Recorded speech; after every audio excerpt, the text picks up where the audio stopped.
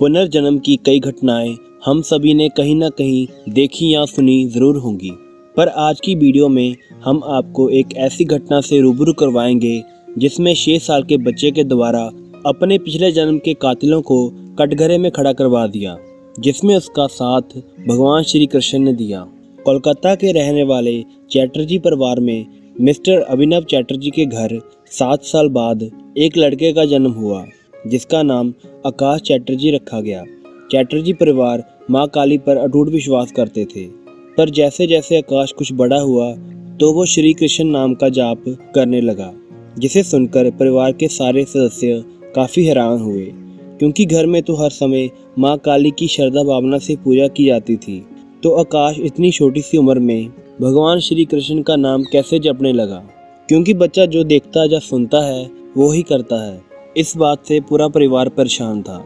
इसी तरह आकाश कई बार रात को बुरे सपनों से डर कर उठ जाता था और कहता था कि मेरा सांस बंद हो रहा है, मुझे मत मारो।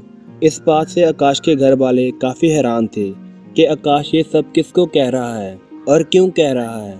परिवार को पहले लगा कि आकाश पर किसी ने कोई जादू टोटका किया हुआ है, जिसकी वजह से उसके साथ ये सब घटनाएं हो रही हैं।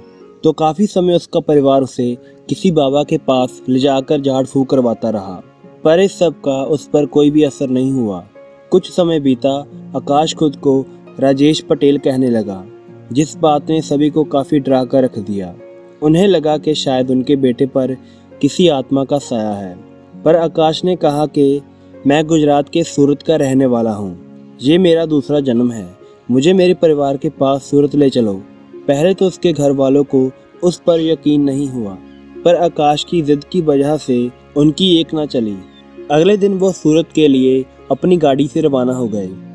सूरत पहुंचने पर आकाश ने ही उन्हें अपने घर का रास्ता बताया। वो सभी पटेल परिवार के घर पहुंच गए। आकाश अंदर गया तो वहां पर एक बुजुर्ग आदमी और एक औरत थी। आकाश उस औरत को माँ कहकर उसके गले से लगकर रोने लगा।